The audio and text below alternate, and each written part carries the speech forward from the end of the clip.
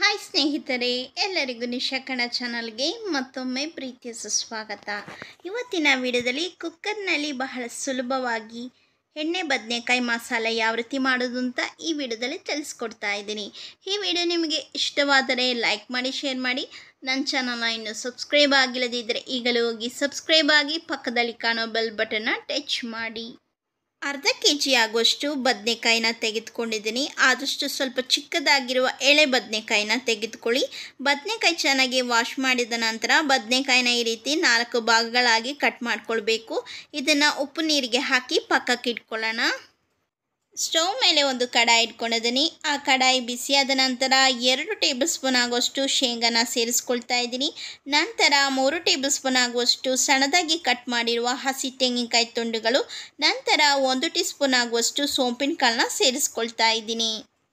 ಮಧ್ಯಮ ಉರಿಯಲ್ಲಿ ಇಟ್ಕೊಂಡು ಹುರ್ಕೊಳ್ಬೇಕು. ಹಸಿ ತೆಂಗಿನಕಾಯಿ ತುಂಡುಗಳು ಕಲರ್ ಚೇಂಜ್ ಆಗುವವರೆಗೂ ಹುರ್ಕೊಳ್ಬೇಕು. ಹಾಕಿರುವ ಪದಾರ್ಥಗಳೆಲ್ಲ ಲೈಟಾಗಿ ಕಲರ್ ಚೇಂಜ್ ಆಗಿದೆ. ಸ್ಟವ್ ಫ್ಲೇಮನ್ನು ಆಫ್ ಮಾಡ್ತಾ ಇದ್ದೀನಿ. ಇದು ಕಂಪ್ಲೀಟಾಗಿ ತಣ್ಣಗಾಗಬೇಕು. ಈಗ ನಾನು ಇಲ್ಲೊಂದು ಮಿಕ್ಸಿ ಜಾರ್ ತೆಗೆದುಕೊಂಡಿದ್ದೀನಿ. ಈ ಮಿಕ್ಸಿ ಜಾರಿಗೆ ಹುರಿದಿಟ್ಕೊಂಡಿರುವ ಎಲ್ಲ ಪದಾರ್ಥಗಳನ್ನ ಹಾಕ್ಕೊಳ್ತಾ ಇದ್ದೀನಿ. ಈ ಮಿಕ್ಸಿ ಜಾರಿಗೆ ನಾನು 1 ಟೀ ಸ್ಪೂನ್ ಆಗುವಷ್ಟು ಧನಿಯಾ ಪುಡಿನ ಹಾಕ್ಕೊಳ್ತಾ ಇದ್ದೀನಿ. ಈಗ ಇದಕ್ಕೆ ಸ್ವಲ್ಪ ನೀರನ್ನು ಹಾಕಿಬಿಟ್ಟು ನುಣ್ಣಗೆ ರುಬ್ಕೊಂಡು ಬರೋಣ. ನೋಡಿ, ಈ ರೀತಿ ನುಣ್ಣಗೆ ರುಬ್ಕೊಳ್ಬೇಕು. ಈಗ ನಾನು ಇದನ್ನು ಪಕ್ಕಕ್ಕೆ ಇಟ್ಕೊಳ್ತಾ ಇದ್ದೀನಿ. ಸ್ಟವ್ ಮೇಲೆ ಒಂದು ಕುಕ್ಕರ್ ಇಟ್ಕೊಂಡಿದ್ದೀನಿ. ಕುಕ್ಕರ್ ಬಿಸಿಯಾಗಿದೆ. ಈಗ ನಾನು 2 ಟೇಬಲ್ ಸ್ಪೂನ್ ಆಗುವಷ್ಟು ಎಣ್ಣೆನ ಸೇರಿಸ್ಕೊಳ್ತಾ ಇದ್ದೀನಿ. ಎಣ್ಣೆ ಬಿಸಿಯಾಗಲಿ.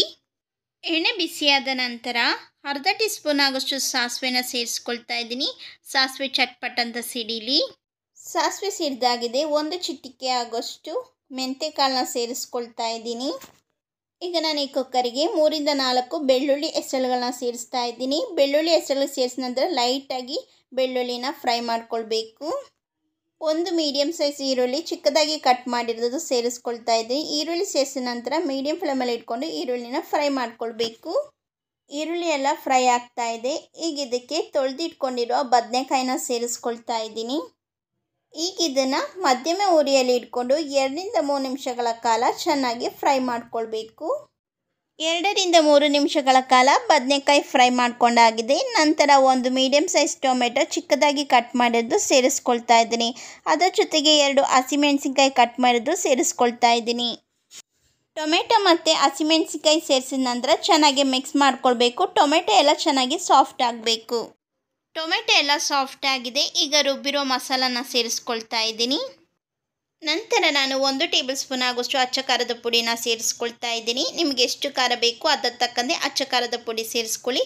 ನಂತರ ನಾನು ಅರ್ಧ ಟೀ ಸ್ಪೂನ್ ಆಗುವಷ್ಟು ಅರಿಶಿನ ಪುಡಿನೂ ಸಹ ಸೇರಿಸ್ಕೊಳ್ತಾ ಇದ್ದೀನಿ. ಈಗ ನಾವು ಚೆನ್ನಾಗಿ ಮಿಕ್ಸ್ ಮಾಡ್ಕೊಳ್ಳೋಣ. ಈಗ ಇದನ್ನು 2 ರಿಂದ 3 ನಿಮಿಷಗಳ ಕಾಲ ಚೆನ್ನಾಗಿ ಫ್ರೈ ಮಾಡ್ಕೊಳ್ಬೇಕು.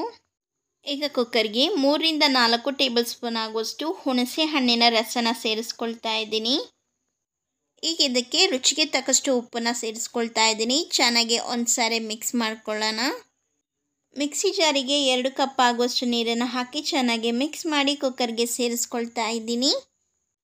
ಸ್ವಲ್ಪ ಕರ್ಬೇವಿನ ಸೊಪ್ಪು. ಈಗ ನಾನು ಚೆನ್ನಾಗಿ ಮಿಕ್ಸ್ ಮಾಡ್ಕೊಳ್ತಾ ಇದ್ದೀನಿ.